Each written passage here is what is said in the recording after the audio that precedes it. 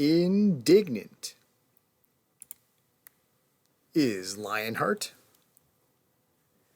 after an impressive Christmas bloodbath debut, defeating legendary Bret Hart, Chris Jericho has been finished 4 times running in dramatic fight wrestling tag title action by the Canadian sensation.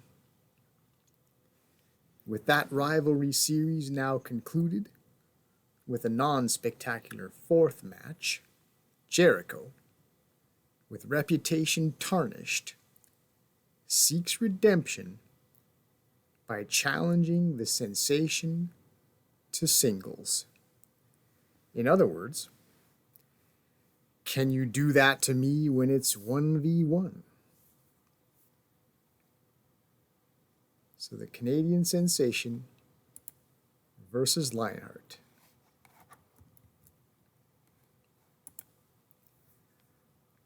Although this does put on hold the DFW tag title,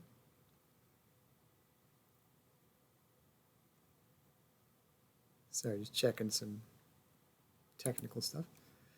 Yeah, this does put on hold the DFW tag title since the sensation is in action for singles. It also adds new faces to singles contendership, and thereby new possible challenges and challengers to heavyweight championships. So we'll start off sensational with Alan Hawkins, the first man into the ring for this event. Speaking of indignant,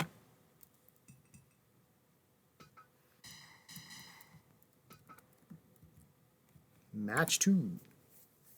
Wise man Ted Axel makes another $50,000 challenge to Baron Charles for the DFW Heavyweight Championship.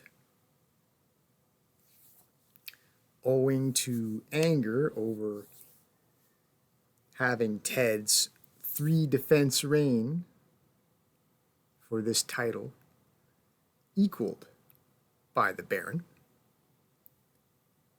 and the Baron having done so by knocking Axel out with a pile driver. And for the purpose of preventing the Baron from surpassing Axel and gaining a superior 4 title defenses for 1 reign. Speaking of heavyweight championships,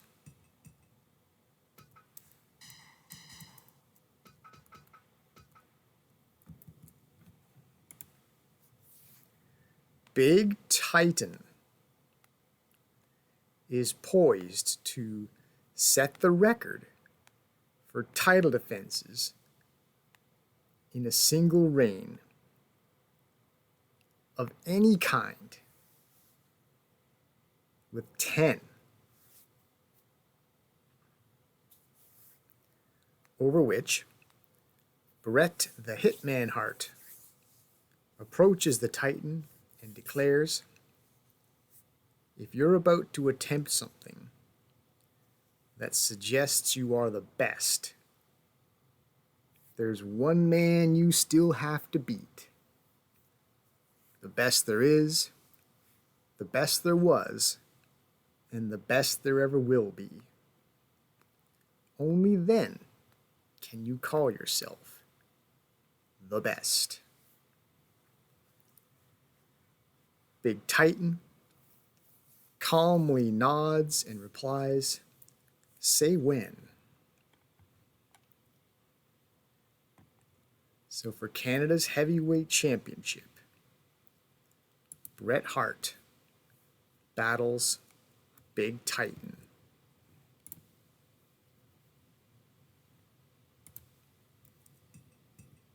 Match 4.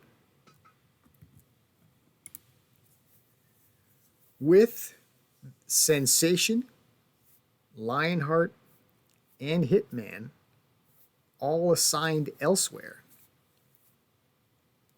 Kevin Owens, his rivalry dissipated, finds himself the odd man out, or Owens man out,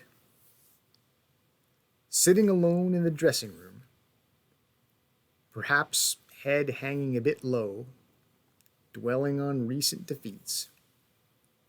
He receives a bop on the shoulder, looks up to see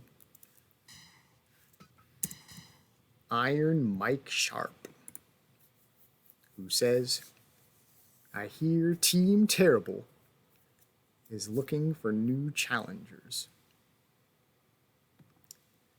So this latest edition of Team Canada Black,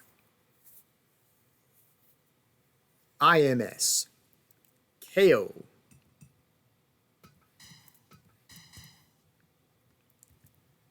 versus Team Terrible, Canada's Tag Team Championship. And Iron Mike, it's worth mentioning, won his most recent match by backbreaker submission. Can he break a bear's back? Not likely. Not likely, but if somehow he can, Iron Mike Sharp could hoist his first title in the Canada wrestling promotion. So that's the heavy tag. The junior tag will not be defended because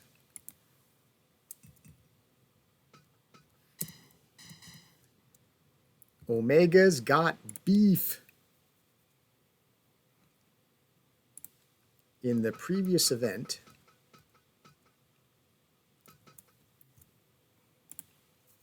Shota bloodied him pretty awful.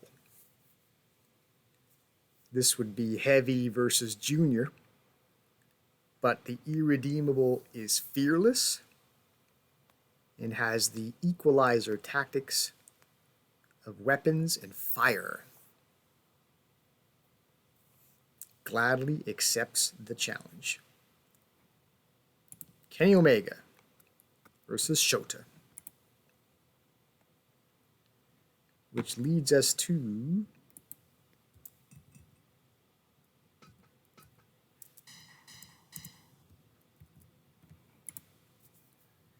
Junior Champion Owen Miller, Type B Big Man Complex, back from rest. With Shota otherwise occupied, the natural alternative is the Canadian Christian. Christian will challenge for the Junior Championship of Canada.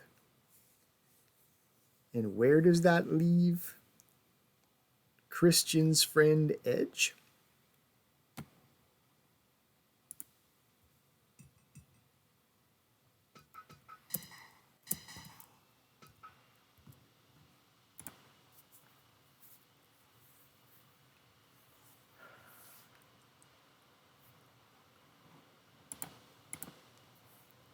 Wolf, Omega, the original Team Canada Blue, sitting in silence in the dressing room. In comes Big Mike.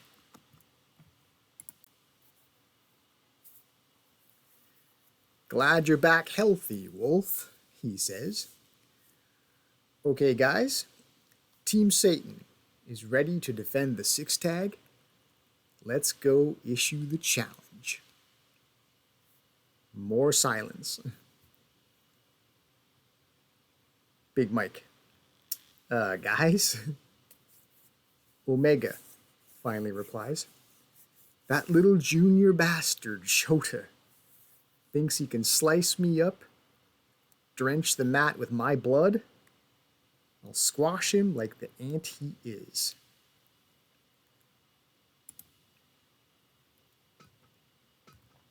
To which Big Mike replies, "Alrighty, Wolf, you and me, Team Big Blue." Wolf: "I appreciate the offer, but having been put out of action by Midnight Night, a guy who earned the #1 contendership, gave me some time to think. And with Big Titan on the verge of something very special, I feel I need to get back into singles. If you recall, when Big Titan seemed unbeatable going into the first Canada Day show, I was the one to knock him off the mountain in the tournament. I have to work my way back to heavyweight contendership. And so,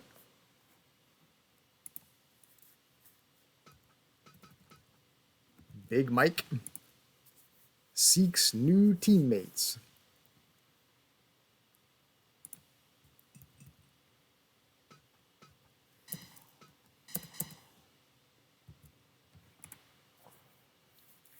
He recruits the available Edge and other Canadian Blue Blazer, and a new edition of Team Canada Blue is formed.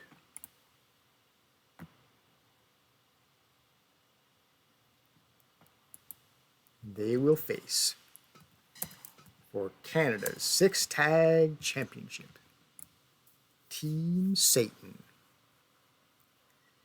and the aforementioned Midnight Night.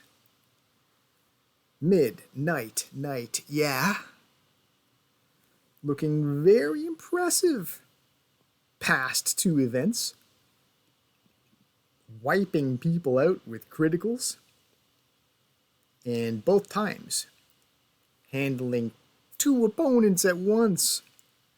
And standing tall in the end over their fallen bodies.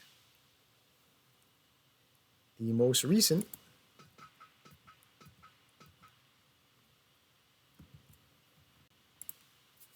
Matt Gibson suffered a similar impact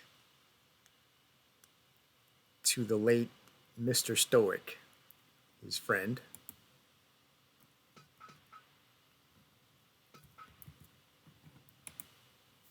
Outside the ring on the floor. And in light of his own close call brush with death, Ace will cease participation in this promotion to avoid a similar fate.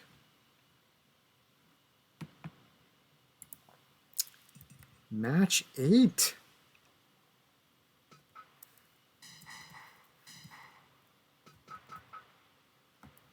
Haven't had an 8 in a while, I don't think. Still waiting on the elusive 9 match event, maybe someday. So the Lone Wolf will begin his journey back to contendership by facing Vampiro. Is this our first ever Twilight matchup? You know, the Kristen Stewart saga, Vampire versus Wolf. And another main event incentive.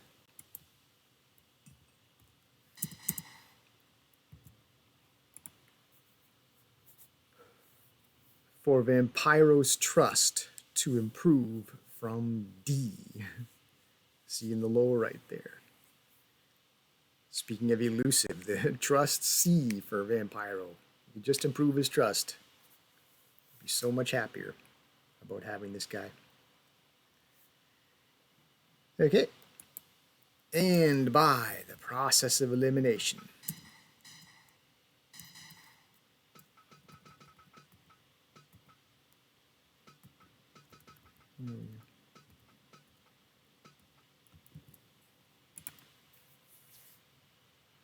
blue hair will sit out as a healthy scratch.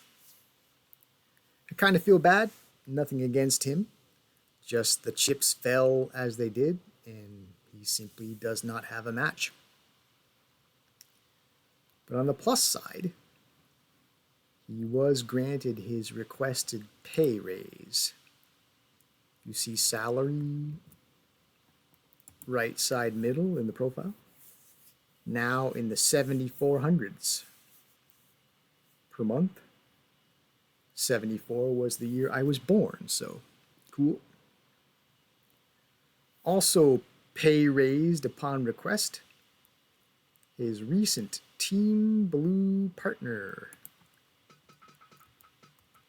Blue Blazer.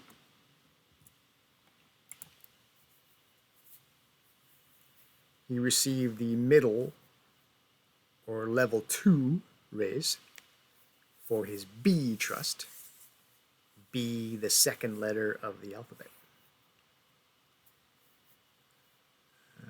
Also pay raised upon request were Team Big members, Mike and Titan.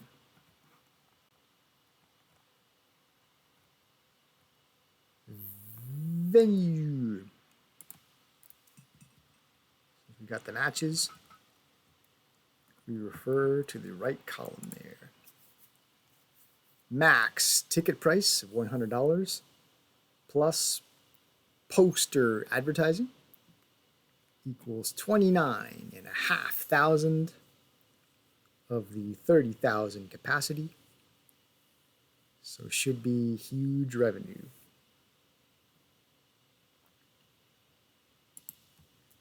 So pretty happy with that. View title belts.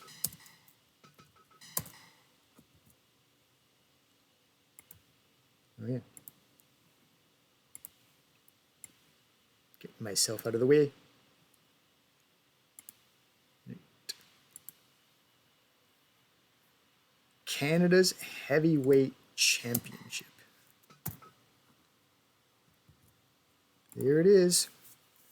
9 title defenses in this reign for Big Titan. The greatest reign of any singles title. But now he seeks another landmark achievement. If he can make it 10, he can break the tie he now shares with Team Terrible. Also 9 for Canada's Tag Team Championship. As Big Titan aims to carve out the greatest reign of any title in the history of this promotion, the CWP. 10 title defenses for 1 title reign. No one's had double digits. Speaking of breaking tie, this was mentioned earlier.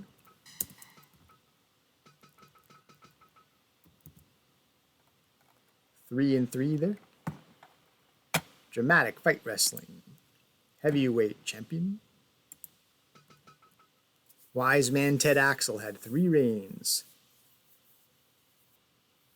which was the first reign, first new reign since this title came to this promotion. And now the Baron Charles also has 3 wins. And if he can get past Ted Axel, or at least hold him off, he will surpass the Wise Man and gain 4 title reigns. Okay. That's it. We're ready to start.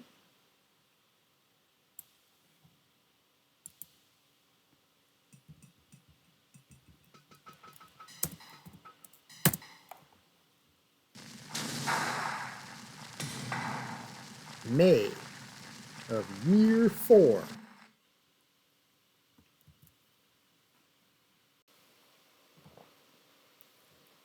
Match 1.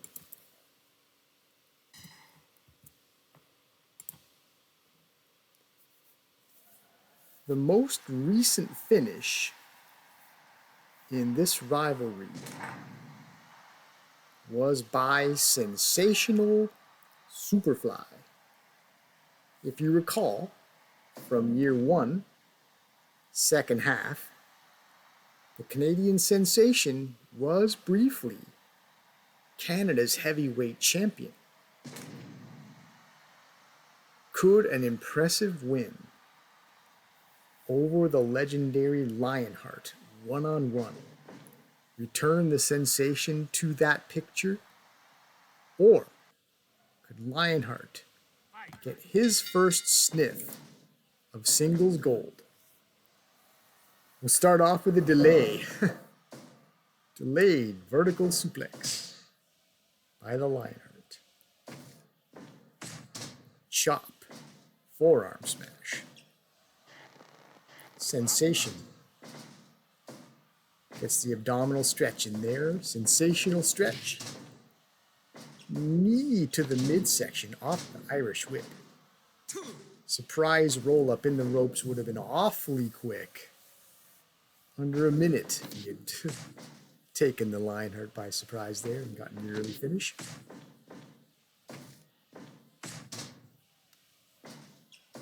Another authoritative forearm smash. Lionheart looking pretty good so far. There's a lot to prove.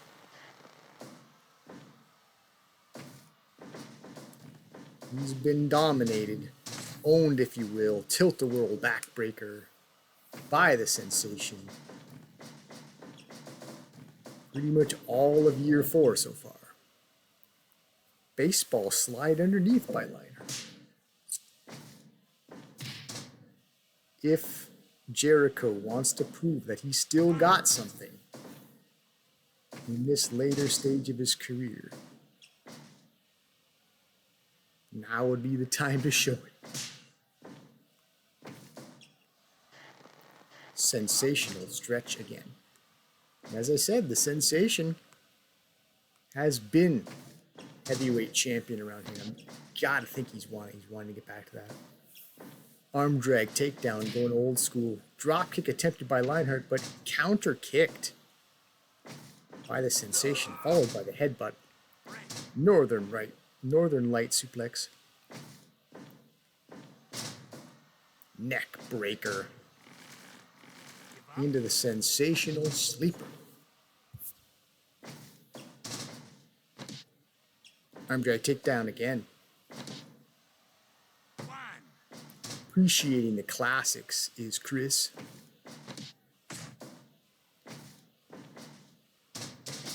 Dragon screw leg whip, or leg drag takedown, you might say. We've seen Jericho inflict the arm drag takedown. Sensation going the leg drag. DDT.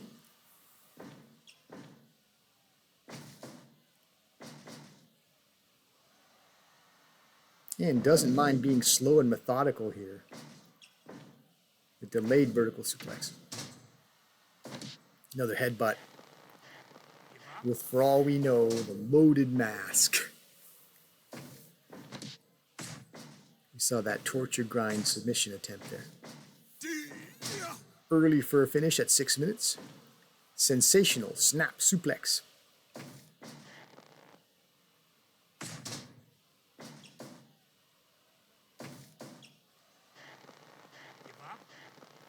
Another sensational stretch. We've seen that, 3 times now?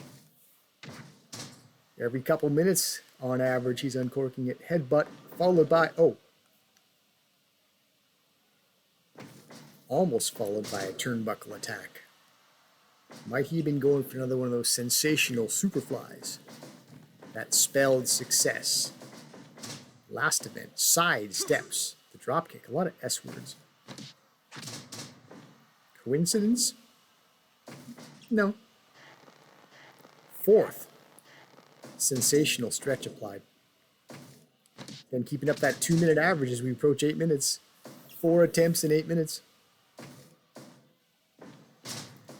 Neck breaker. More of that torture grind. Man, who's got more incentive to win this match? Powerbomb. Irish whip. Running clothesline against the vulnerable man. Body slam. Perhaps going to get sensational here. Flying elbow, but maybe a touch early as Lionheart escapes that predicament. Lands a turnbuckle attack of his own. Falling fist. Yeah, write in the comments if you have an opinion. Who's got more incentive? The Sensation, who's been champion but not recently, would love to get back. Or Lionheart, who's never been. 5 sensational stretches in the first 10 minutes. That 2-minute average kept up. Is he gradually stretching his way toward a submission, the Sensation? 6 attempts. This is clearly a strategy. He's trying to wear Lionheart down with that move. Applying it over and over again. If he keeps applying that same thing, applying the same pressure and strain to the same area, might finally get the submission. Clothesline, by the way.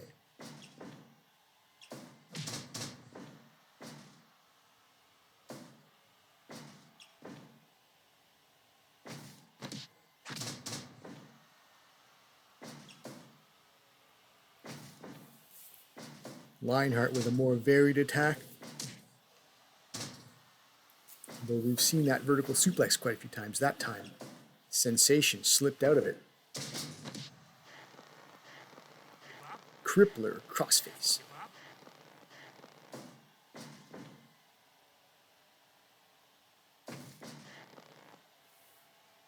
Moving the action back toward the center of the ring.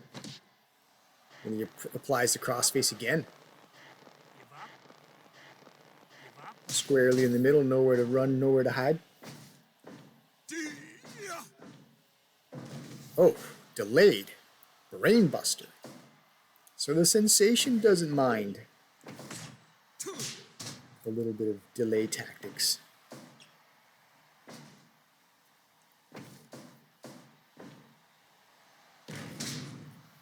Powerbomb again.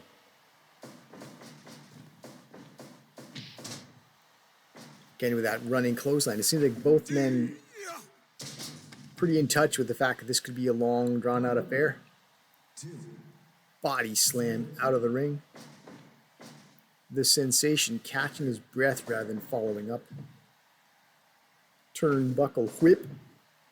Reversed. Or at least retaliated. Snap. Suplex onto the Sensation.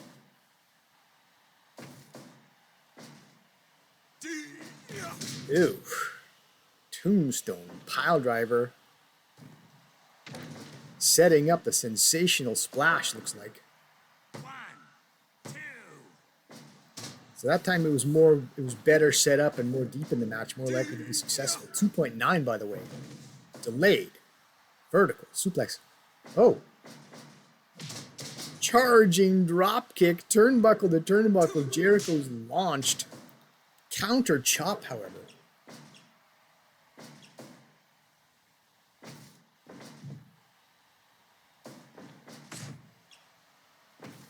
Running reverse Bundy avalanche. Jericho seems to be quite content to well, more importantly, are we gonna fly from the turnbuckle onto the floor? Oh my goodness. Missile drop kick, not just from the turnbuckle but onto the floor. German suplex. 9, 10, Amazing. Sensational, you might even say. 13, 14, 15, 16, Catching his breath. 17. It's been pretty grueling, intense action. 17 minutes, you have to figure fatigue's going to start setting in.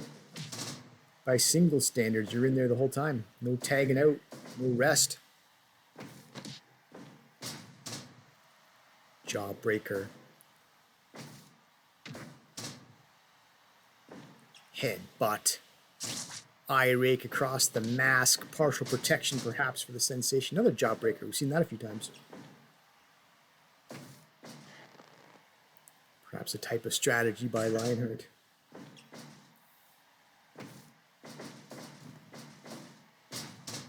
Tilt-a-whirl backbreaker off the Irish whip, but eye raking again. Is that perhaps a sign of desperation by Jericho? Don't want to read too much into it, but resorting to those eye rake tactics this deep into the matches, he's starting to get a little worried. There was the 2.9 count earlier. Sensation had surprise roll up, but we're in the ropes. That might have been enough to finish. Northern Light suplex away from the ropes this time. 3 count. Sensational suplex. Canadian flavored Northern Lights. And the Sensation once again gets the better of the Lionheart.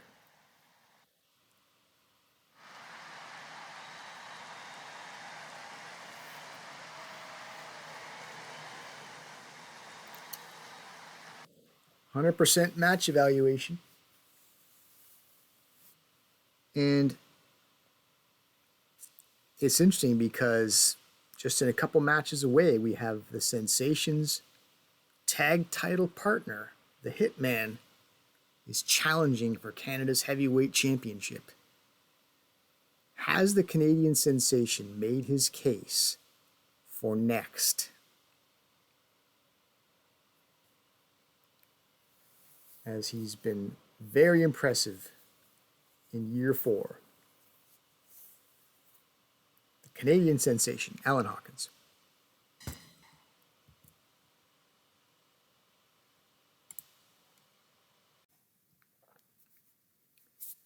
Match 2. Dramatic Fight Wrestling. Heavyweight Championship. And I misspoke a little during the intro regarding these two chaps. Said reigns a couple times when I meant defenses. Hopefully it was apparent what I meant. As we saw in the title history, Ted Axel with 1 reign, Baron Charles with 2. Otherwise, I was talking about title defenses in reign. Anyway, can the Wise Man make it 2 $50,000 title reigns as DFW heavyweight champion? Or will the Baron Charles one-up Axel with a 4 defense individual reign? Coming at Ted's expense. Airplane spin. Going airplane early. So, looks like Ted Axel didn't just have 1 early flight. He had a connector flight as well. So, looked like the Baron might have been going for a 3rd airplane spin. And Ted Axel said, no, I'm going to escape this one finally. Oh boy, we get 3 anyway. 3rd time is the charm on the airplane spins. Now arm twist, shoulder smashing. Champion looking pretty solid in the early going. Into the blue corner, this color they share. It's a big part of why they're both in the promotion to begin with. I saw a cool team I could make if I brought guys together from different countries. Dragon Screw Leg Whip by the US born Ted Axel. Irish Whip by the Japanese Baron Charles. Together they form Team Pearl Harbor. That was mostly in the early going as we get another airplane spin. They've had more high-profile versus matches than they really have, I think, tag matches. Agility on display by Axel escaping that vertical suplex.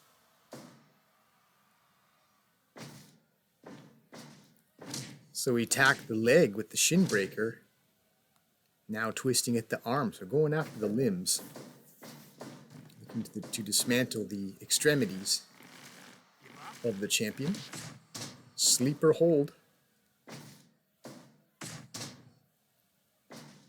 Baron replies with a forearm reversal on the Irish whip. The ref almost gets taken out. Leapfrog, drop kick on the run. The agility firmly on display 5 minutes gone. by the challenger.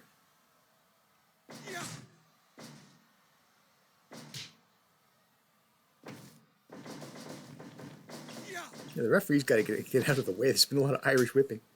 There's the chair. Chair's illusion. Is the referee to believe that a chair was used? We're back to, is this the 5th airplane spin? 5 airplane spins in 5 some odd minutes.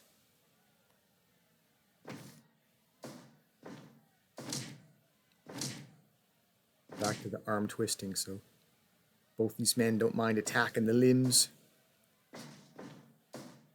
Go after the tools. Oh, geez.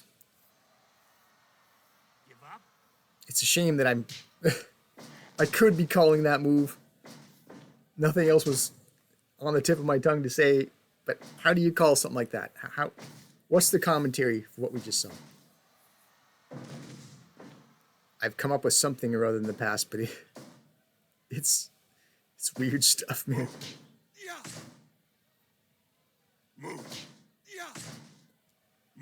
The point is, the champion doesn't mind making his opponents uncomfortable. Dragon screw leg whip into the crossface chicken wing.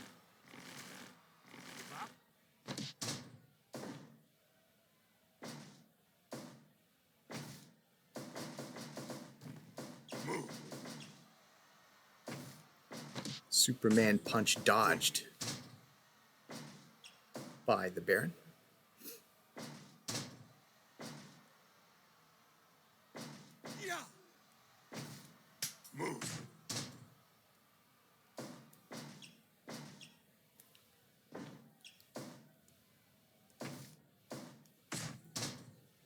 So, some exchange of strikings. We saw the European uppercut, saw a forearm.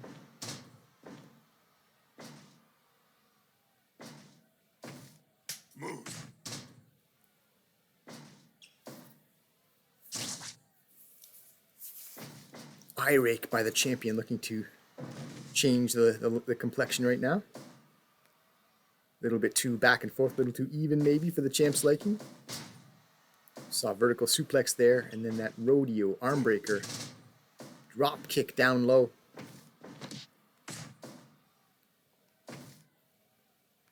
Now the Baron going after the legs as well. So both men have attacked the arms and limbs of the opponent. So maybe once too many times on the airplane spin. 2 count. And that surprise roll up.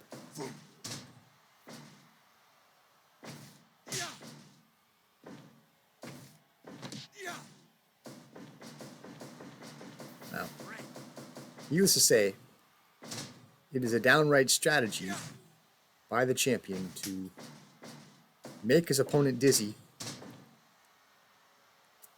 And then the Teddy Twister there.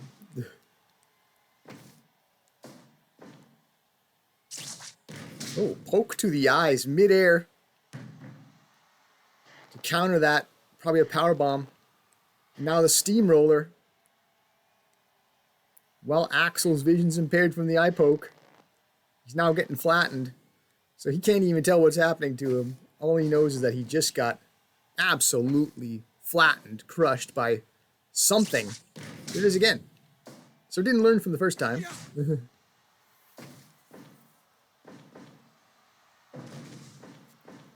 Vertical suplex. Axle death drop.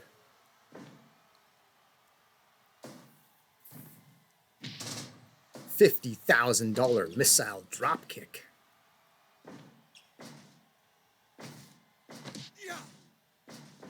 Now, airplane spin again. Could we ever get a submission off an airplane spin?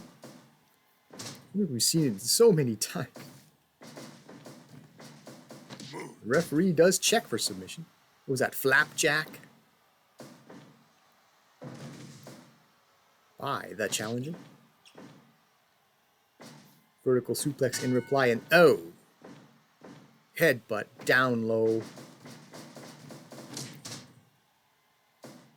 Rings the bell.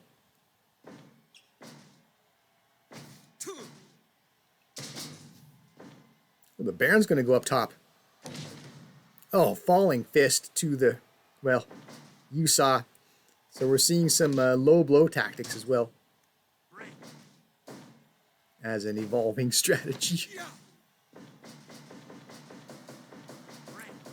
This has just been an absolute, what would the right word be? Fleet of airplane spins. Fleet of airplane. Sure. Teddy Twister. Both men needing to get a second win now. It's been over 15 minutes. The ball grab. Baron has ended a couple matches with that move. He has gone down low a couple times with blows to, let's say, soften up that area.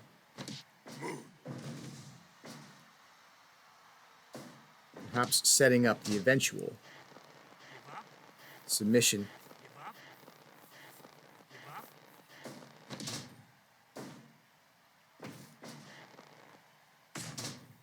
Well, we're in the center of the ring now. I want to see someone submit to the airplane spin. Will it ever happen? Or is it forever just a softening up move? Ooh. Pop-up diamond cutter. Went to follow up the Baron out of desperation. Picks the leg or the ankle. Pants pile driver. Back to the nut clutch, but in the ropes. So we'll call for a break. The Baron sizing up his opponent there as he tries to catch his breath and gets tossed out of the ring. Ted Axel poses down. He may not be edge, but for the benefit of those with flash photography. That's interesting. There's Zan Tourism, the logo there, as Axel eats a body slam on the floor. Maybe that's what all the airplane spinning is about. Maybe the Baron is just trying to honor that sponsor. Zan. Could be Japanese.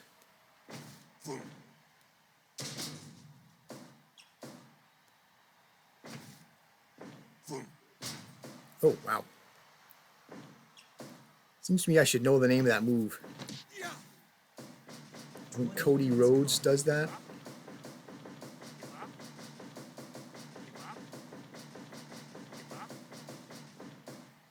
Yeah, I've heard the name.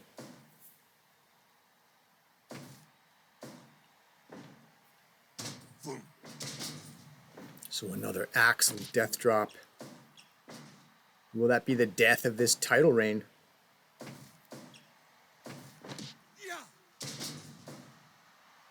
Face plants his opponent. Damage those pretty boy good looks, perhaps. 2.9. The champion. That close to retaining. Calling for the end of that test of striking. Clothesline. Small package, but we're in the ropes again.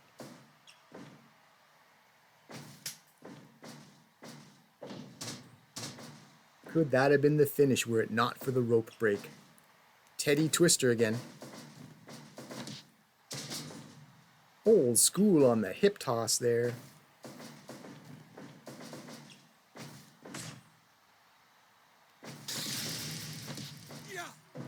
Oh, he steals the fireman's carry drop. It's more of an Axel move.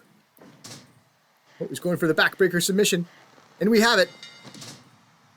We have the submission. We were very close to the ropes that time.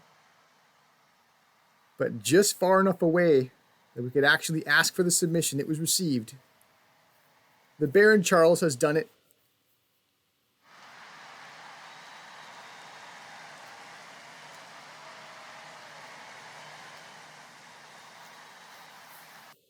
The Baron has now surpassed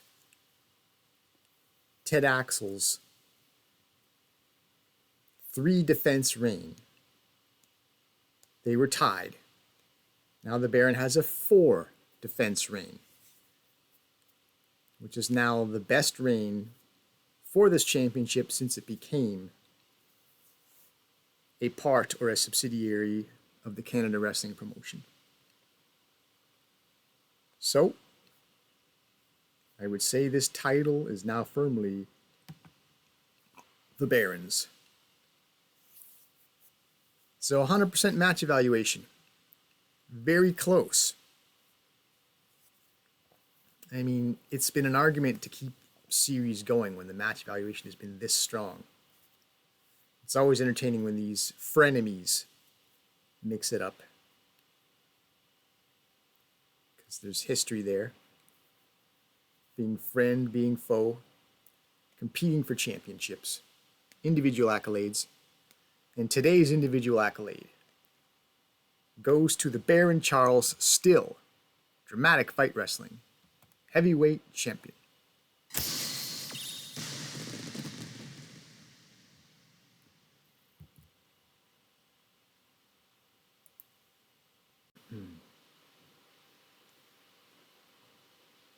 Canada's Heavyweight Championship. And not just any old match for that title.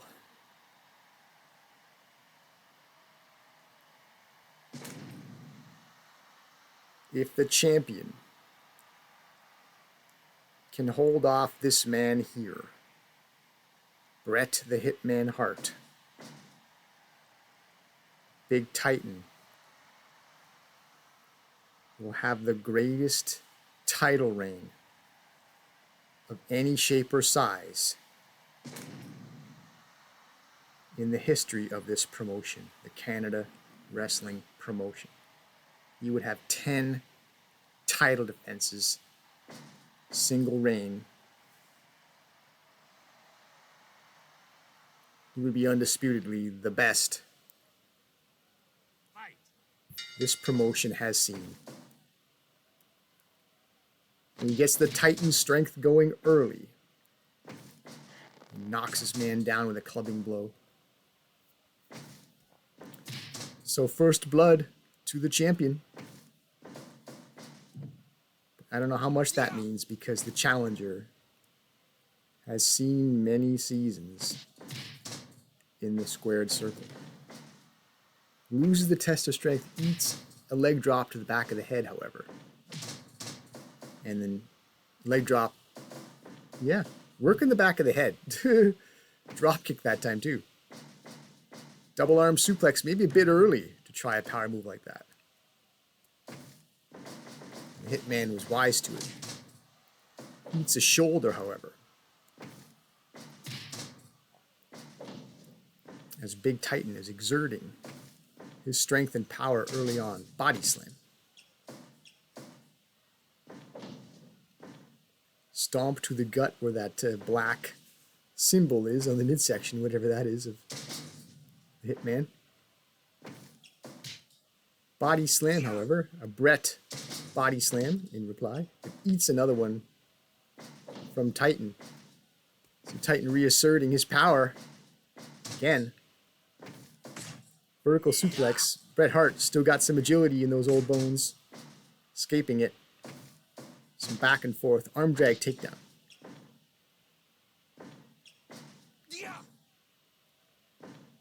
As the challenger looks to get something going. In the first 3 minutes and change, which has been mostly championed, vertical suplex. We'll have an exchange of striking.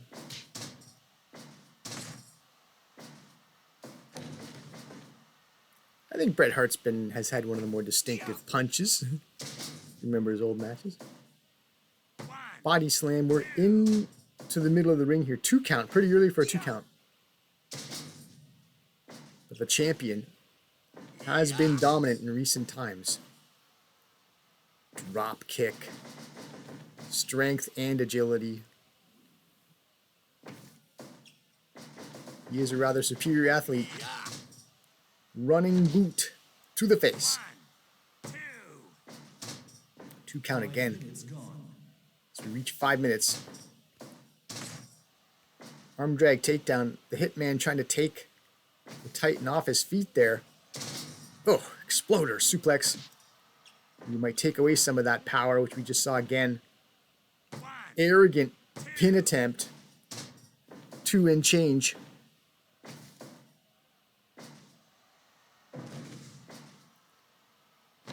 Vertical suplex. Drop kick on the dazed challenger. Can the challenger get some offense going? Because this attempt to become champion does seem to be slipping away from the Hitman pretty quickly here. Eats a clothesline.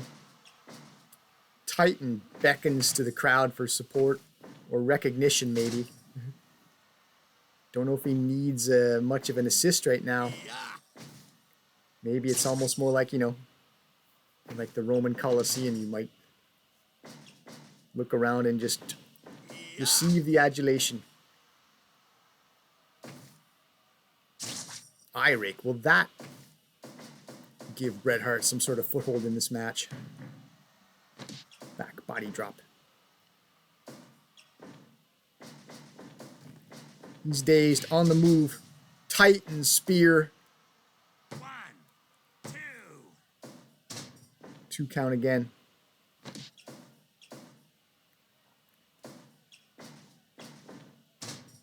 And the wherewithal to even not be there. The opponent attempts a drop kick. He just seems to have all the tools going. He seems to be good at everything right now. Does the champion, Big Titan. Super bomb. A choke slam into the power bomb. 2.9 as we're at 9 some odd minutes. So it looks like the Hitman probably will make it to 10 minutes. Are you not entertained? Says Titan. As he involves the crowd again. Clubbing blow, double axe handle to the from behind.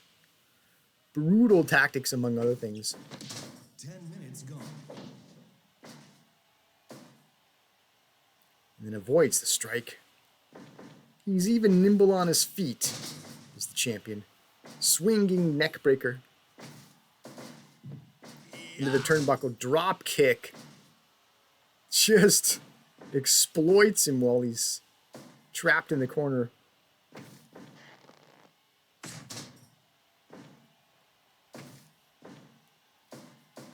So there's the double arm suplex that he tried to land earlier. Across the Lit Cola main sponsor logo. Running boot to the face.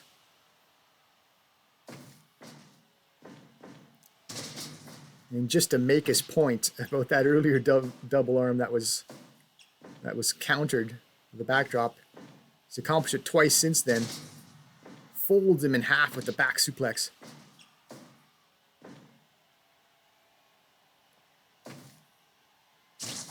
Eye rake, perhaps out of desperation. The challenger just trying to get the champ off his game somehow. Rather hard body slam. Drop kick. The Titan's wearing himself out, executing all this punishment. But the Hitman's hanging in there. Saw a 2.9 count a while back.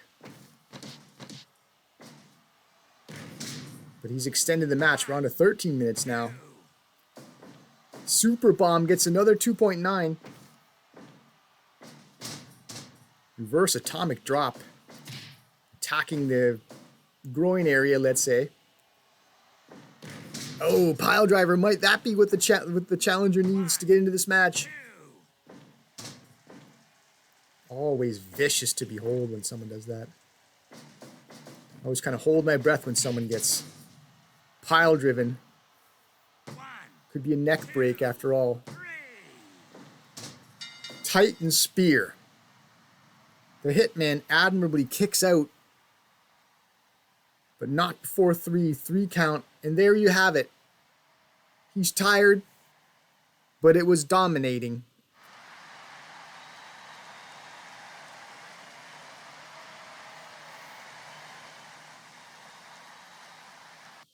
The champion worn out in the end, but it was only because of the exertion of thoroughly dismantling someone. I think the champion pretty much controlled the action from the beginning. An array of moves, all the skills, all the physicality you could possibly hope for. I mean, is it an exaggeration to say the perfect champion? He does it all. He seems unbeatable. And now, 10 defenses for a single title reign. Surpassing all. Surpassing every format. He is the greatest wrestler of this promotion. Undisputedly. There's no question now. At this point, what more is there to be said? He's the greatest the CWP has to offer. Big Titan. He is the King of Canada. If there was any doubt, that should be gone now. Canada's heavyweight champion. Big Titan.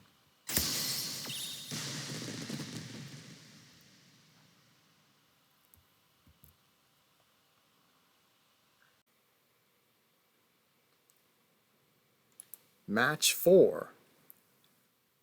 4 guys fighting for Canada's Tag Team Championship. Here's another 4 for you. Average card rating in the top right. Only 4% short of 100.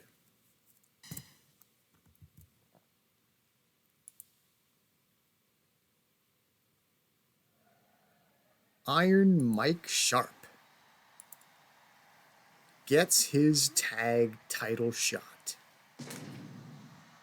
After several tag efforts, couple with Vampiro, couple with Big Titan,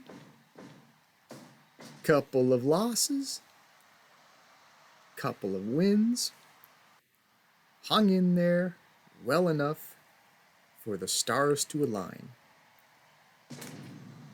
First time tagging with Kevin Owens in this latest edition of Team Canada Black.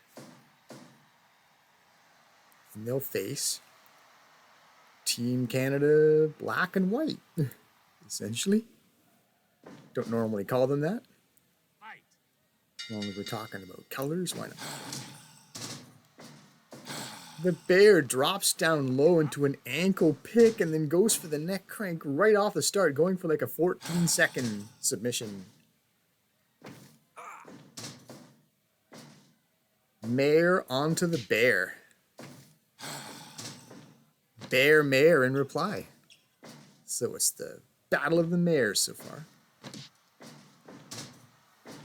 And Iron Mike counters what would have been another early submission attempt. And now he's battering the bear into the turnbuckle. Look at that. And then snapmares him out of the corner area. Back toward the middle of the ring.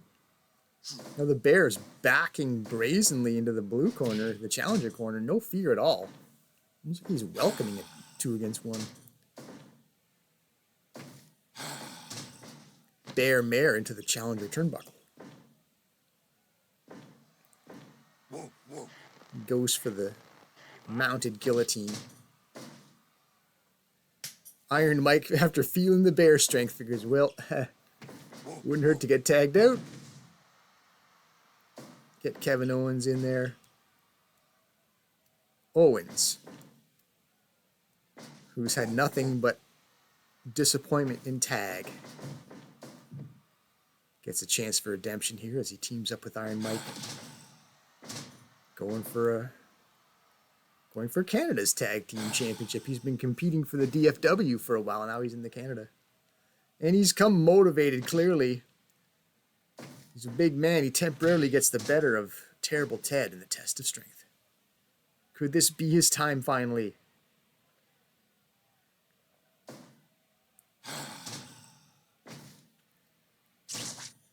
Eye rake. Pretty good idea. Discombobulate the bear. Confused him enough to want to get tagged out. Oh, a bit of miscommunication there, or was it? Did Jason the Terrible accidentally throw KO into the bear, or was he feeding KO to the bear? Here's a big meal for you. Eat up. Now it's 2 against 1. For the challengers, can they exploit the smaller member of Team Terrible? So far they can. Team up. Vertical suplex.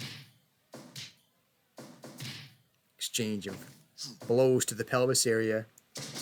In the end, Mike emerges with the upper hand.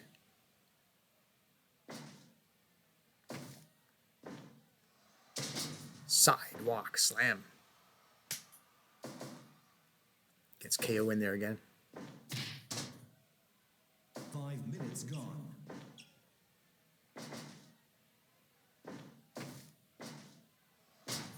Sidewalk backbreaker this way.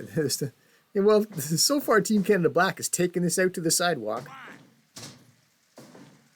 Guess they figure maybe this is a domain that Terrible might have less success in. KO blocks the elbow. How about that? Exchange of striking you figured would favor Jason with the hockey mask armor. But still, heavy blows from the heavy man. Gets the advantage. Shin lock submission, maybe even using the hockey mask for grip, maybe, to apply pressure to his opponent, maybe. Anyway, Terrible's in there. The team up clothesline. KO says, didn't like that too much. Chicago Bears football charge caught nothing. Between 2 guys there, he somehow missed them.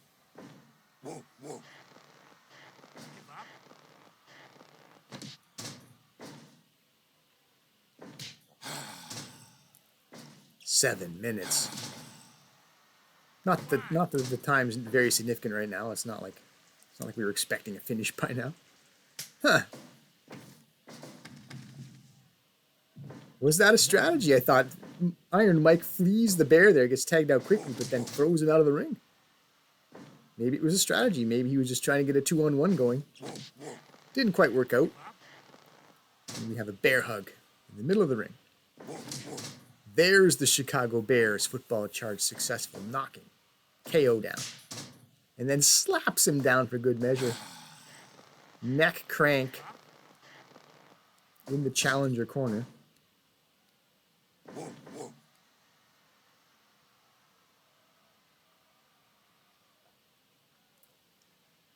Both mammals, sorry, there's a bear in there, circling. Bit of a late feeling out process. We're almost 9 minutes in and guys decide to start feeling each other out. Maybe it was just a game of cat and mouse, or rather bear and house, let's say, because KO's not small. Little game of bear and house.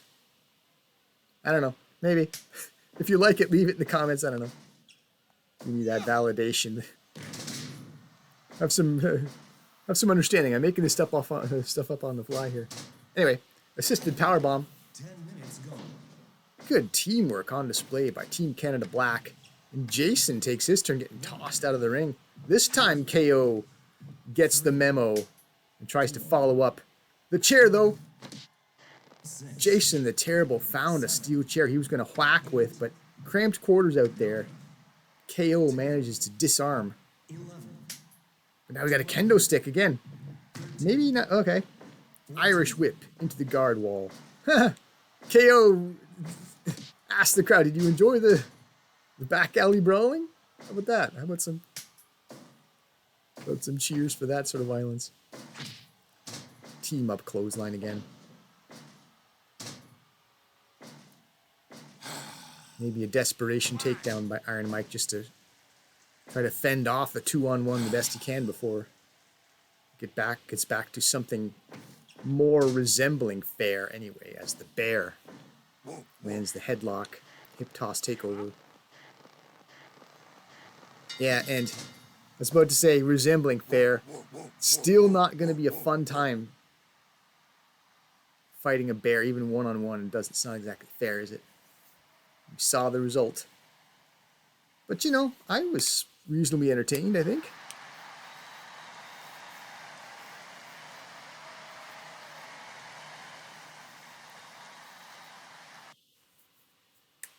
I mean, Terrible took care of business as they tend to, but didn't mind this match. Might do this again. Another excuse to give Iron Mike a title shot. So yeah, we'll pencil it in. Pencil in the rematch. Not surprisingly, though, Canada's tag team champions remain Team Terrible.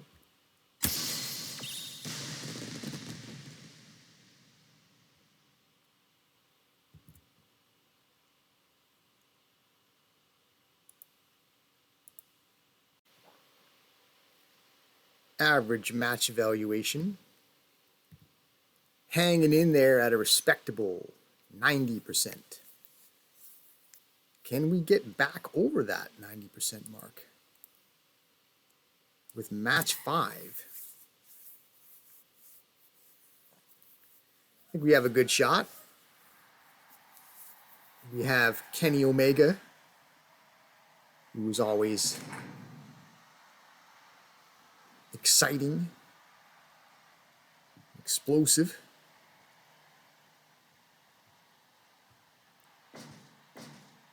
But this is a little more personal, this match, than it is about pure competition. Where he's up against the bloodthirsty, the bloodletting, irredeemable Shota, who carved up Kenny rather viciously in tag action. Omega wanted this one-on-one. He almost got lit on fire to start it off. Just barely backs off enough to avoid the haymaker as well. So the agility on display quickly for Omega, avoiding some of these trademark tactics from Shota. Wins the test of strength, not surprisingly. Bullies the junior into the turnbuckle area. DDT. So the heavyweight advantage, clearly the advantage early on. Omega has come in motivated. Seeking revenge, seeking payback for the punishment he suffered. Eye rake. Doesn't mind at all resorting to dirty tactics, and he's dominating this first minute and a half. Another DDT. Has Shota even gotten one move off at all? He's attempted a couple things. Almost feel like he should stay down, Shota, if that's the way this is going. But no, he's game. Get up, make another attempt at this.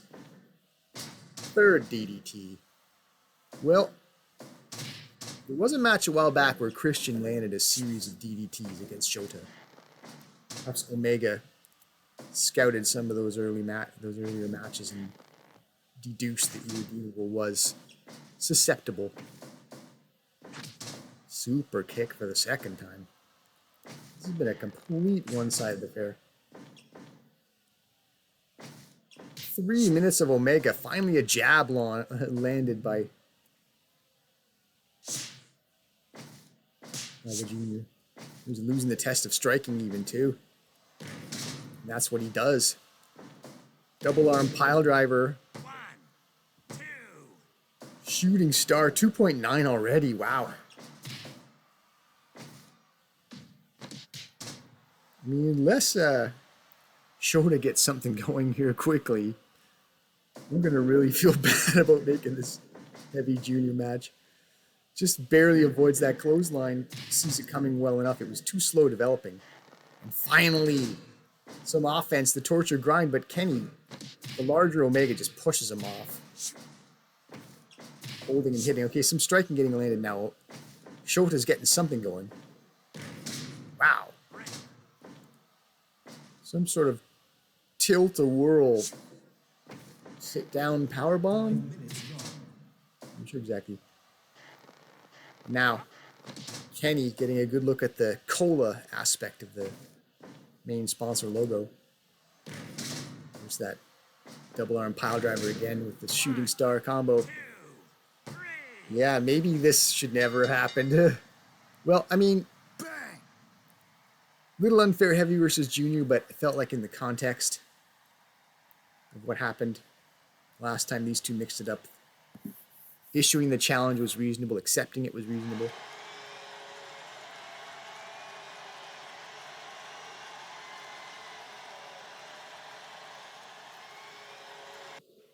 Boy, was I wrong about about maybe they could maintain the match evaluation. It's going to take a ding.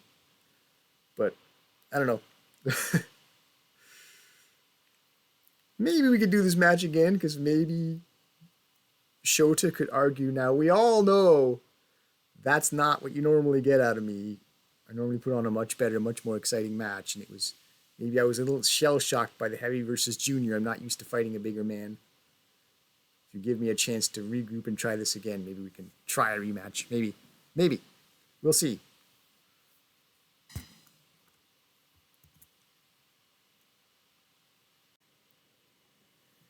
The match 5 only took 5 minutes out of our lives in a one-sided affair. And it also took 4% more off our average match evaluation. So we were 4 points below 100. Now we're 4 points below 90. So we're trending a bit downward here. Who can stop the bleeding? We didn't see any bleeding in the previous match. And we'll stick with a junior feel as we move on to Canada's Junior Championship. Challenged for by Christian, who was referred to in the previous match, because he's had a rivalry with Shota in the past, but they've since been teammates. In fact, you see there, Junior Tag Champion Christian teammates with Shota. So Christian then competing to be double champion again. Would unify the junior belts with the win over Big Man Complex. Wasn't Christian the original 2-belt champion? We've had a couple. We've had a few. More than 2. Speaking of 2, I believe Owen Miller is 2-time junior champion. I think Christian might be as well. Eye poke. So the challenger doesn't mind going for some dirty tactics to get this started off. Get some sort of early advantage, even if it's unfair. But the power and the clubbing blows of the champion. I've been telling the story since.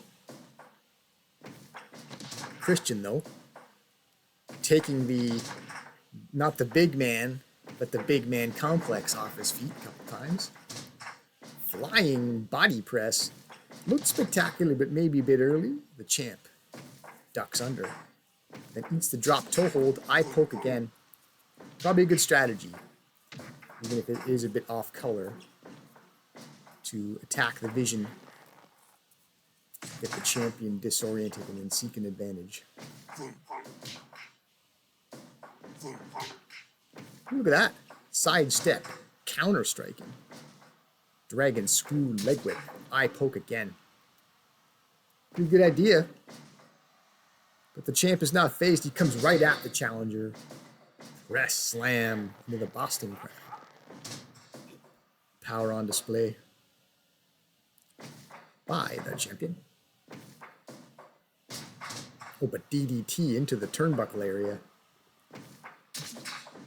What is that, the fourth eye poke? Definite strategy employed. Clothesline again into the Boston Crab. I guess if you're Christian, not playing games. It's been a while since he's been junior champion. He lands a stiff elbow. Wants to make good on this opportunity.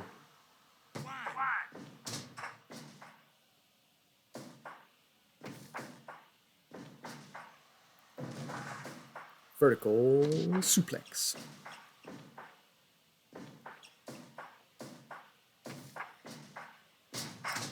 DDT again.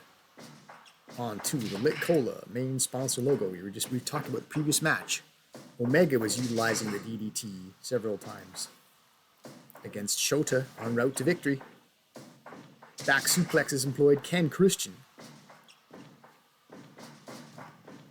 mirror that success as he lands the running dropkick by DDTing his way to a victory. If he does so, he'll regain Canada's Junior Championship, but he gets trapped into a rear choke now, though.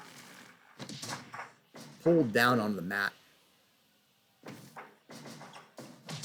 MMA, UFC style. But there's a good old-fashioned clothesline, Jake the Snake type of clothesline, that, you know, Irish whip the guy into yourself. Short clothesline, I think it might have been called. I feel like there could be a better name for that. I guess not much distance is traveled for the clothesline, that's why you call it that. But Christian coming back with a clothesline of his own, a lot of C words. Backbreaker into the slam. Power on display. Again. He is short, but he's a power wrestler. Is type B. He thinks he's big, he fights big, he's the big man complex. But the challenger wins the test of striking there. Backslide, tries to take the champ by surprise. Gets a 2 count out of it.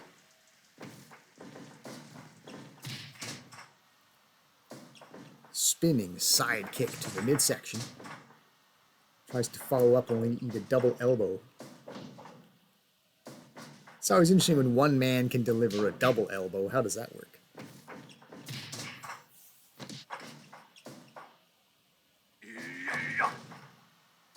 Another elbow, this time to the back of the head, to the downed challenger. Flying clothesline, however. Again. Christian breathing heavy a little bit there, but he's going at the champion with intensity. An energetic effort here. Now in motion, but far too slow developing. Christian got up, but he's down again with that. What was that? Vertical suplex into the diamond cutter. 2 count. DDT again to wrest control back.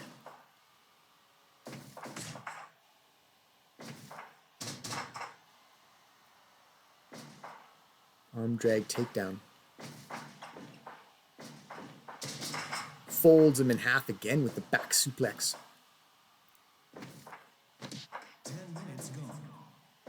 10 minutes gone, says the ring announcer. It's been an exciting, energetic 10 minutes. Unprettier. The finisher by Christian. 2.9. That close to finishing the match. Beats that devastating looking backbreaker body slam again combo. Owen Miller indicating that he's going to break him. Shows that iron grip, but eats a flying clothesline. Christian just a hair away from regaining the singles title in juniors. Another one of those flying clotheslines. Arm twisting action. Variation on the Teddy Twister. Death Valley Driver, however.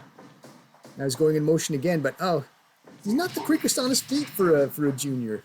It's all that compact muscle mass that makes him a bit slower. Now doubled over, but rests up just enough to land that over the head, launching belly to belly suplex. Impressive looking. Did we see some fatigue out of the champion there? Both men breathing heavy, though. It's been an intense match. This is for the top of the junior mountain. Bragging rights. Glory at stake. Who's the biggest of the smaller size? Christian gonna fly. Frog splash. Oh, feet slightly under the ropes there, but the ref didn't see it. That might have been grounds for a break. Another one of those vertical suplex diamond cutters. 2 count. Clothesline on the counter. Big man was going for a big clothesline. DDT again. That's got to pay dividends over time. So many DDTs. How many times can you get dropped on your head? Wow. What was that? The, like a death drop suplex. Death Valley Driver again, though. Will that be the death of Christian's hopes to become champion again? Back toward the middle of the ring. No brutality on that short clothesline. At the 15-minute mark. Might have been 15 exactly, but Christian kicks out into the turnbuckle. How can he exploit it? Running clothesline. There's that back suplex again into the champion corner, the red corner. Irish whip. Immediately with the spinning sidekick. Frog splash across the back. The face down opponent.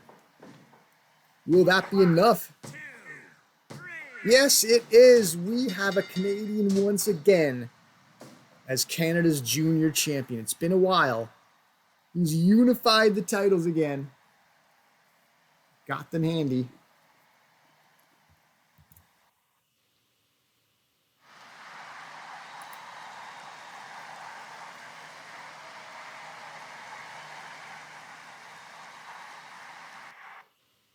Two-belt Christian. Once again, he rules the junior ranks.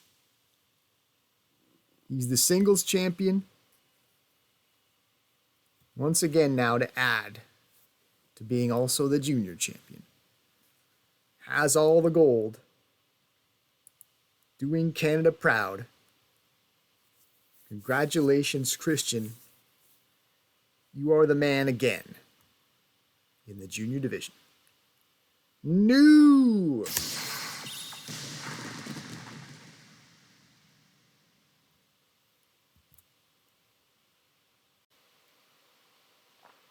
So, DDTs have been the way so far. Past couple matches anyway.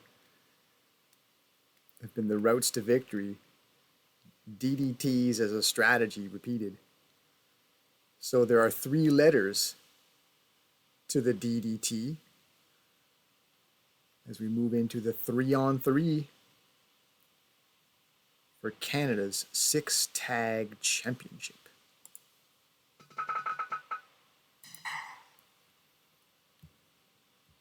So the first defense by Team Satan of these titles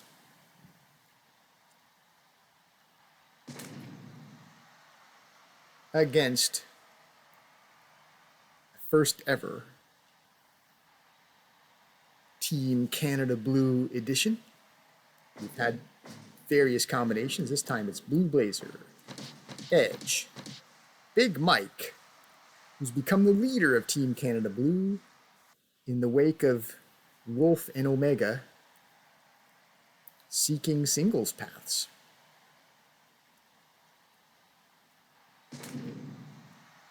So Mike has had a lot of experience now as a teammate of Six Tag. Has he learned enough to be successful as the leader of a three-man team? I mean, he may not need the most experience because although Satan's General, as you see in the middle, has ample experience being successful leading teams, this is his first reign as a Six Tag championship leader. Big Mike with the snapmare.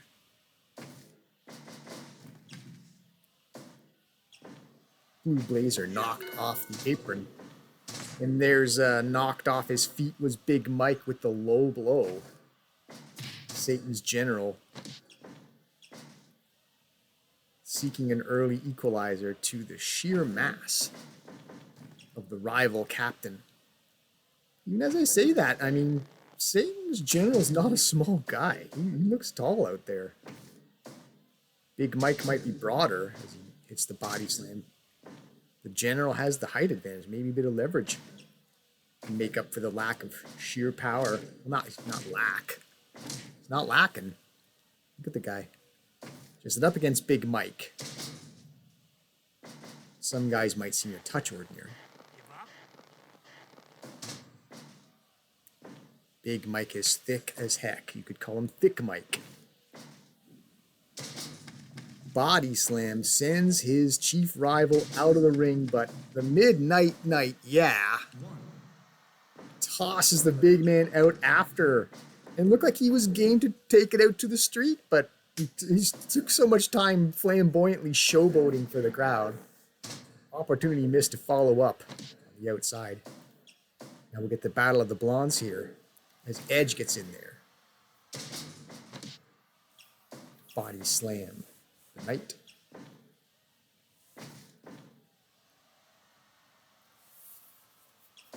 Test of strength won by Edge.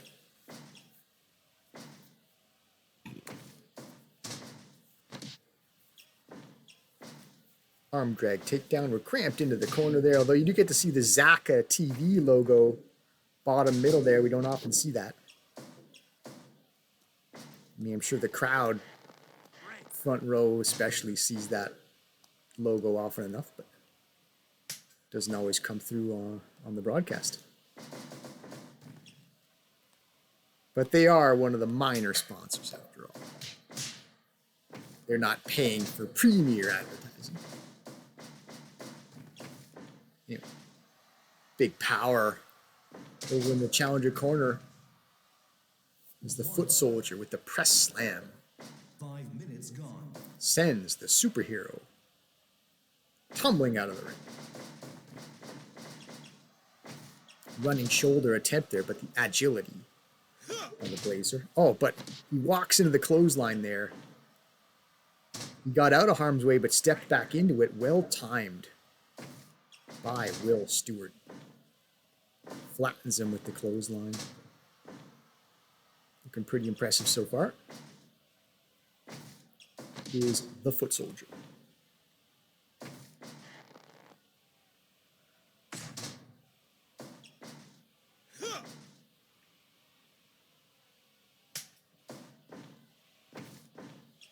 And some team up out of the challengers.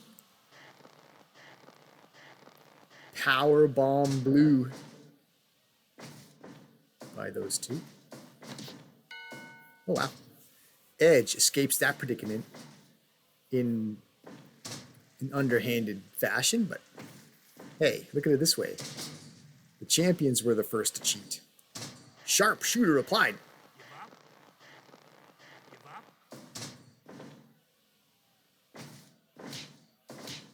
Maybe if this 6-tag effort doesn't work out especially well for Edge, maybe he'll look up members of Sharpshooter Syndicate and say, hey, would you guys need an extra dude? It would be moot if Team Canada Blue could pull off this bid for a title. Assisted powerbomb by the champions in the challenger corner. Snap suplex.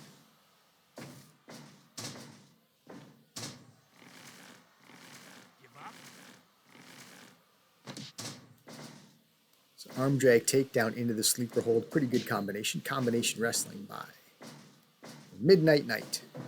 One-man gang slam from the Knight, who has been a one-man gang recently. As I mentioned in the intro, Warren Watson has been excelling lately in this team environment.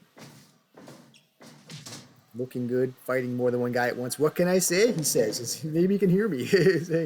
I'm just that damn good.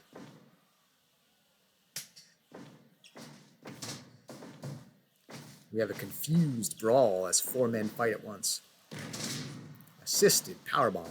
10 minutes gone. As Team Satan exhibits more teamwork. Another low blow.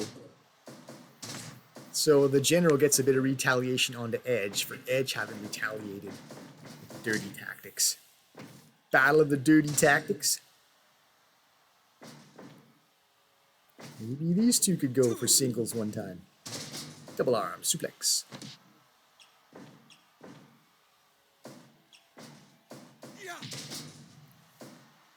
Tornado clothesline.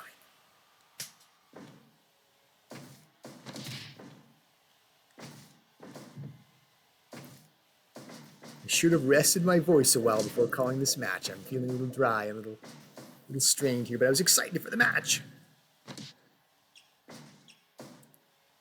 It's the first time we've seen this combination of Team Canada Blue. I want to see if they can get it done.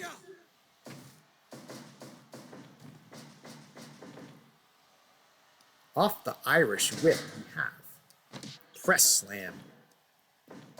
The immense strength of Big Mike.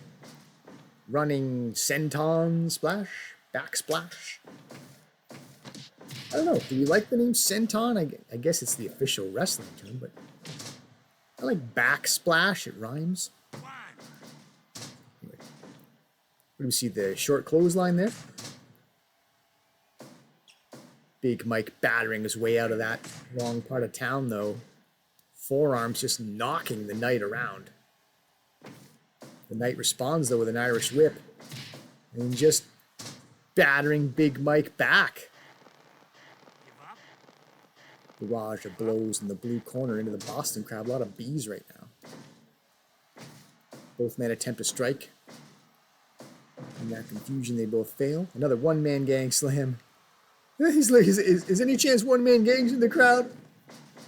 It's a shout out, homage to you, classic wrestler. So, looks like Edge is trying to interfere there from the apron. Confused, cramped quarters, not able to really exploit that. Edge tumbles out of the ring, flies off the apron. Wow. So, the Knight. Doing well in a charge environment. They're running around. I mean, Knights do charge on horseback after all. 1, 2, We have some out of the ring fighting, double teaming inside the ring. 5, Outside the ring, we get a pile driver. 7, Will Stewart celebrating that success with a backflip and a pose down. He's there at his general's side.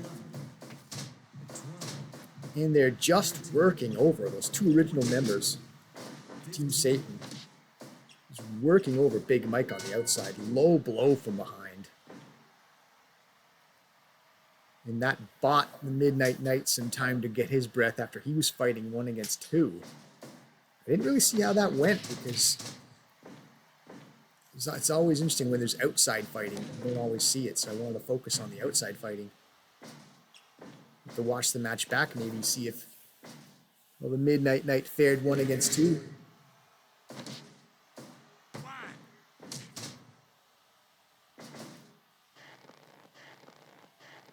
3-on-1. Team Canada Blue circling Stewart like sharks. Holds onto the rope there to thwart the Irish whip, but clubbing blow still landed. Edge. Cinches in the armbar deep in the challenger corner. Good place to do it. But tough as nails, foot soldier escapes that trouble and even brings the match at least temporarily back to the satanic corner. Seesaw fair there, momentum shifting, advantage shifting. We're back 2-on-1, but not much exploited there. Double arm suplex.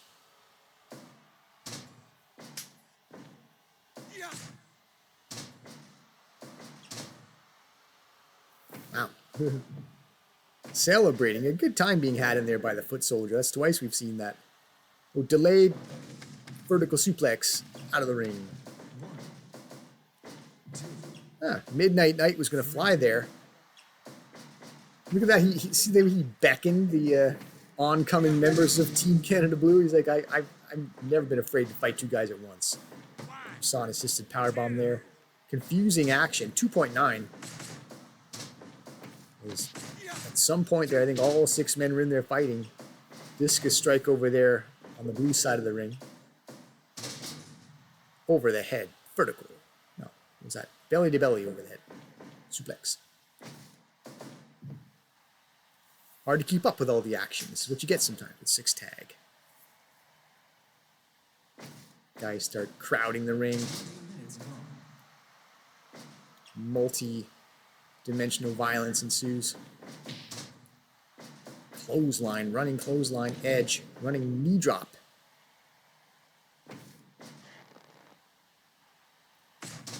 Wow, already past 20 minutes. It's been a very spirited, energetic affair. Not a dull moment. Now don't speak in the negative. Speak in the positive. Every moment's been exciting there. All positive things. Body slam. This time the Midnight Knight's going off the turnbuckle with a rolling leg drop. Devastating. What was he saying? Get up? Get up, I'm not done with you. Spine buster off of the Irish whip. Well covered by Team Satan members getting in there to cut off the save. Only 2 count. Vertical suplex out of the ring again.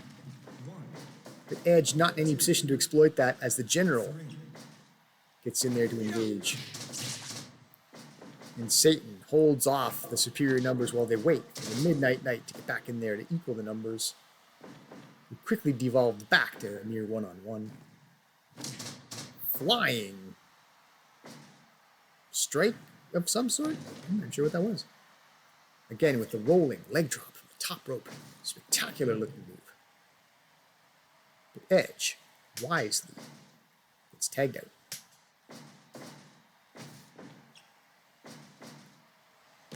Another assisted powerbomb. We've seen plenty of teamwork out of Team Satan. Short clothesline. Will Stewart's having a great time in there. That's the 3rd time to the backflip and the pose down. He's enjoying life. He's a champion. First time as a 6 tag champion. Why not have some fun out there? Yeah. Oh, there's some Elgin bomb signature finisher move. Less fun for Will Stewart now after eating that rotating power bomb, but well saved. On the champion's side of the ring, we got all 6 guys in there again fighting. Body slam. This would be an interesting singles match too. Will Stewart, Big Mike, battle of the big men. Yeah. Oof. There it is again. The Elgin bomb again. This time it's covered. And it's enough for the title change. Come on. Big Mike makes a statement as the new captain of Team Canada Blue 3-man edition. Wins the championship first try.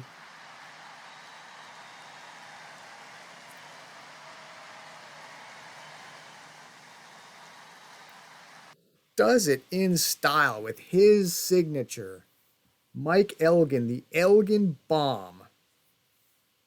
Gotta feel good for Big Mike because he's had his times of being derailed. He's had times where it has seemed like the singles championship of Canada, it kind of got out of his reach and it just seemed like it stopped being realistic for him. He was tag team champion for Team Big along with Big Titan.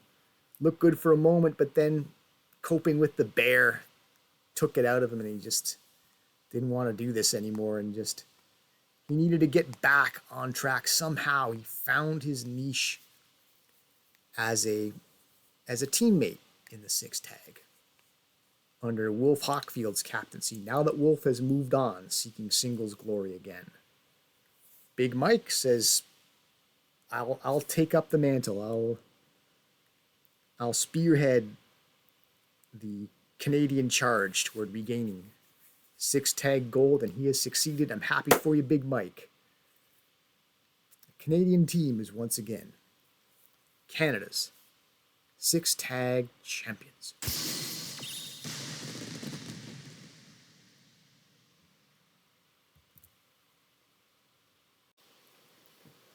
Speaking of the Wolf Hockfield, just mentioned him having vacated the captaincy for Team Canada Blue, opening the door for Big Mike to have success. Can the Wolf now have success at his new aspiration?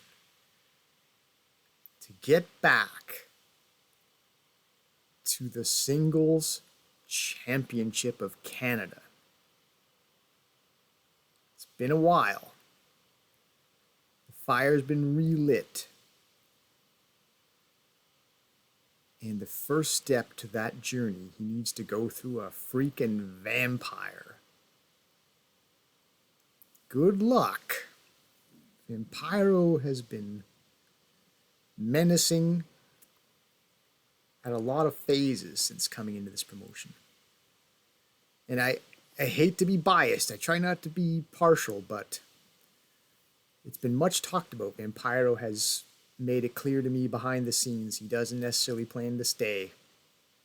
It's hard to give him opportunities when that's the climate. And I'm just gonna say it. This would derail my enthusiasm if Vampiro gets this win, because it sets the Wolf back for his opportunity.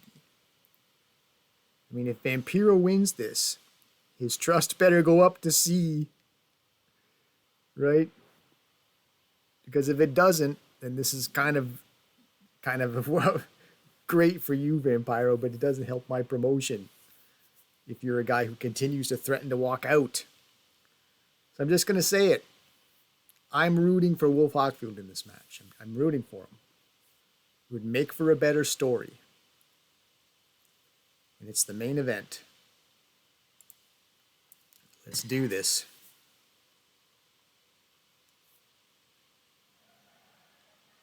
We can either end this show on a high note, or for me, on a bit of a down note. And I like you, Vampiro, I really do. But you haven't shown the like for this promotion that I wanted you to. So for me, you're a villain in this role.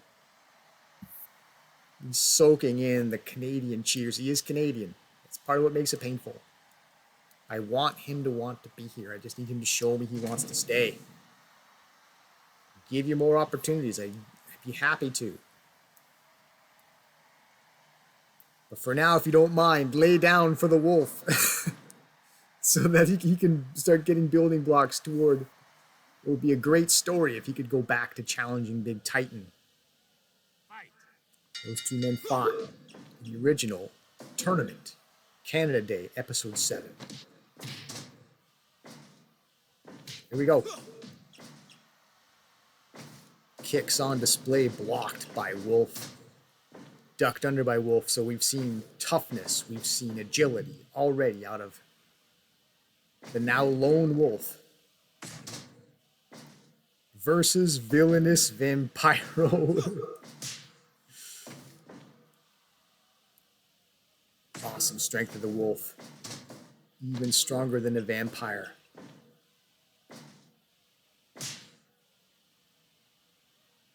And he's a big guy. Fitting. He would be a fitting challenger for the heavyweight championship. Vampiro, to his credit, he's got some height on him. Also imposing in his own way, and certainly casts an ominous shadow wherever he goes. And the vampire strength wins the rematch on the test of strength. Who is stronger? The wolf has the size, but Vampiro has that supernatural element to him. Working over with the chops in the red corner. Irish whip. Follows up with a running squash clothesline in the corner. Backdrop. Swinging neckbreaker, the wolf putting moves in combination. There's the armbar. He won Canada's heavyweight championship with that move. In the final of the tournament, he cinched it in against Big Titan. And if you're wondering why hasn't he challenged Big Titan, amidst all this huge reign, this glorious reign of the Big Titan, well, I mean, Wolf did trend away from the singles, and he stayed there because he had success.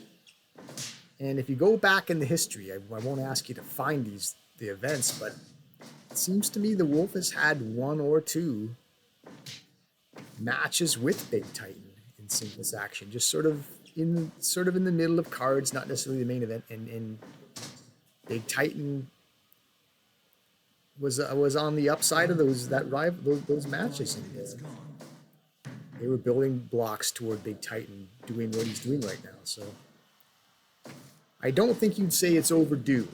It's probably not fair to say overdue that Wolf's back in the singles picture, but just events of recent times I think have lended to him going back. And better late than never. I mean, needless to say, if you're Wolf Hockfield, you've got nothing left to prove in six tag. That's for sure. He's like, what is it, 3 or 4 time the captain of 6 tag championship. Nothing more to prove there. He's been tag team champion. What is it, twice? He's only been singles champion once. That is maybe the Vampire Bat flying, maybe a little too high risk, too long of a leap this early. It's still relatively early to try something that dramatic. And the Wolf escapes. We do have a match to call too. Swinging neckbreaker. I could call a match too. I know I love the big picture. I try so hard to make you, the viewer, see why it's important. It's not just about violence like this. The significance, the consequences, what it all means, what it leads to. Sometimes I forget there's a match to call. But there's a story here too, right? It's not just sports. It's also entertainment. Super kick, entertaining by Vampiro. But the point is, just tie a bow on it. I won't dwell on it much longer. But Wolf Hockfield is, flying back elbow from the top. That was impressive. I had to take time out to call that because that's one of the things that makes Wolf special. He's a big man, but he can be freakishly agile for a man of his size and thickness. He's an incredible athlete. This is part of why I feel like, it's time for him to try to get back to being the man. Very briefly, he was the man. It didn't last.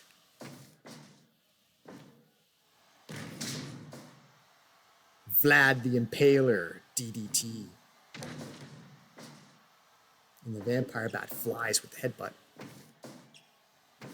But anyway, fold him in half suplex. Yeah, the match is too exciting. I'll get to my point, believe me. It's a big point. Yeah, massive feather in the cap if the Wolf can, because he's multiple champion. Nail in the coffin there. 2.9. Devastating. Was it simple? It was impressive, whatever that move was. It looked like it could kill somebody. Oh man, does it feel like now this opportunity is slipping away from the wolf though? And Pyro looking good, and he's dominating, and he's calling for the finish. Says it's going to be over now. Another Vampire Bat flight. Did that take something out of Vampiro? Is there still hope for Wolf? Double arm. Sit down. Powerbomb. Oof. The Wolf is looking a little bit out of sorts right now. Eats another Superfly.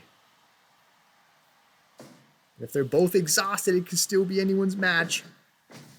But the Wolf is going to have to put some moves together. He mirrors that previous 2.9. It's a double arm sit down power bomb of his own 2.9. It is anyone's match.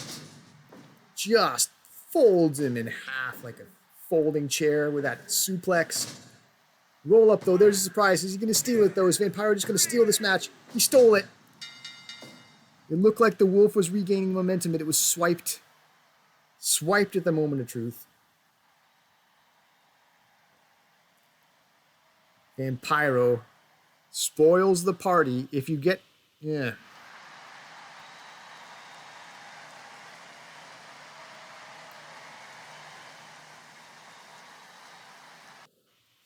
I'm not in love with it. Gotta admit.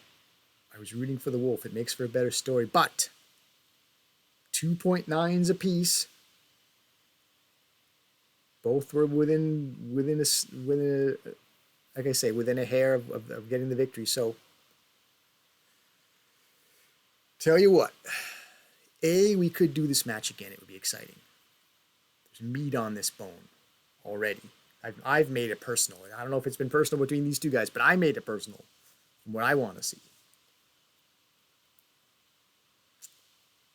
We could get more out of this. We could turn this into a rivalry. It doesn't have to be one and done, and Wolf just moves on to the next phase. This could be one of the stumbling blocks / building blocks toward the Wolf finally getting back. Maybe that would make for a slightly better story. He hasn't been successful in singles action in recent times. Maybe he needs to. Maybe there's some growing pains to get back. Tell you what though, if Vampiro, with this main event victory, if that improves his trust to the C grade, I can live with this. Because now Vampiro, now that he's shown me I can trust him, maybe it's Vampiro who starts getting Big Titan into the crosshairs as a contender for Canada's heavyweight championship. We'll have to see.